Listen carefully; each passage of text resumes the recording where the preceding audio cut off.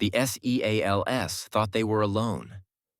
Trapped in the jungle, surrounded by enemy fire, whispers spread through the squad. "Where's the shooter? We're finished." But then, through the misty river, a figure rose silently, water streaming off his camouflage netting. He lifted his rifle, fired once, and the tide of battle shifted. This is the untold story of Sergeant Marcus Hale, the sniper nobody trusted, until the night he became their ghost in the water. Welcome to Truth Untwists, where hidden legends of courage finally come to light. Subscribe now so you never miss the stories the history books leave behind. It was 1969, the height of the Vietnam War. Sergeant Marcus Hale wasn't the kind of soldier who blended well with others. Quiet, withdrawn, he preferred swamps to barracks, rivers to roads.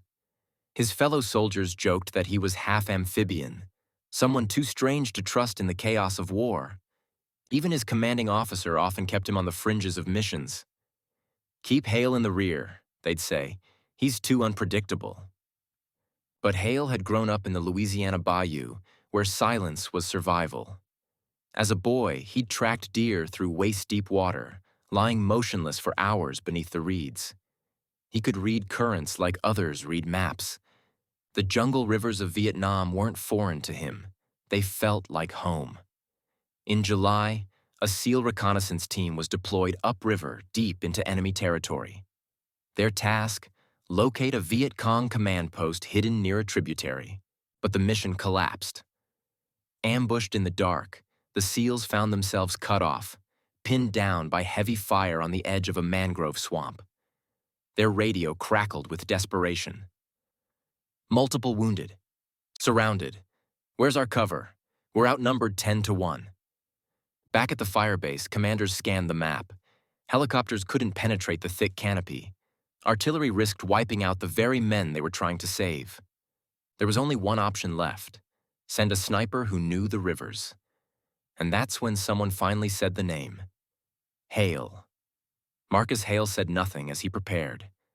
He smeared river mud across his face, wrapped himself in a tattered camouflage net, and slid silently into the current with his rifle sealed in an oilskin bag. For hours, he drifted downstream, barely breaking the surface. Fireflies flickered above the reeds. Enemy patrol boats rumbled past, never spotting the lone figure hidden beneath the waterline. By dawn, he had reached the swamp near the trapped SEALs. Through the dense foliage, he could hear the enemy shouting, taunting, tightening their cordon. The SEALs had maybe an hour left. From their position, the SEALs whispered to each other, "Where's our cover? We're dead out here." Then a ripple broke the water. Slowly, a human shape emerged, draped in reeds and dripping riverweed. One SEAL muttered in disbelief, "What the hell?" Marcus Hale crawled from the shallows, water cascading off his netting. Without a word, he unpacked his rifle, assembled it with mechanical calm, and took position on the edge of the swamp. The first shot cracked like thunder. A Viet Cong machine gunner slumped instantly. Seconds later, another fell. The jungle fell eerily quiet as panic spread among the attackers. The SEALs looked at each other, stunned.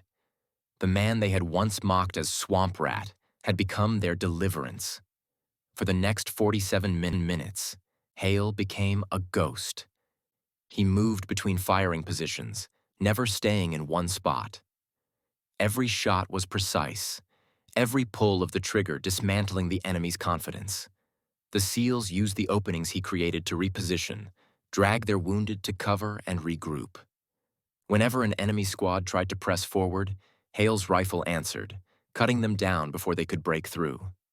One SEAL whispered over the radio, "It's like he's hunting them, like he knows exactly where they'll move next." And he did.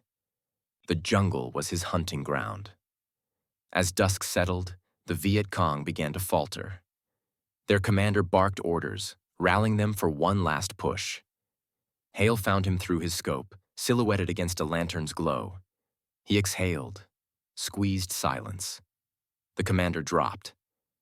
The enemy broke, retreating into the swamp, leaving behind their dead. The SEALs, battered but alive, seized the chance.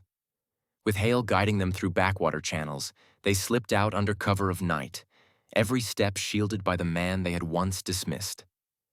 When they finally returned to base, exhausted and mud-caked, the SEAL commander gathered his men. "Who saved you out there?" an officer demanded. The squad pointed not to their own rifles, but to Hale, standing quietly at the edge of the group, his uniform still soaked. For a long moment, silence hung in the air. Then the commander stepped forward, removed his cap, and gave Marcus Hale a crisp salute. The camp followed. The man once dismissed as strange, too quiet, too odd, was now the ghost sniper of the river, the soldier whose name would be whispered with respect. Marcus Hale never spoke about that night. He returned to his quiet routines, cleaning his rifle, drifting along the riverbanks alone. But the SEALs carried his legend. They told new recruits about the night a ghost rose from the water and saved them all. And in the thick silence of the jungle, the Viet Cong gave him a name too, the River Ghost. Sergeant Marcus Hale's story is proof that the soldiers we overlook are often the ones who rise when no one else can. He was mocked, sidelined, ignored, until the night he became a legend. If this story inspired you, share it with someone who's ever been underestimated.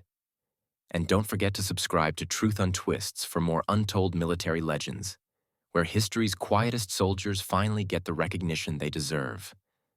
Because sometimes, the ghost in the water is the one who saves you.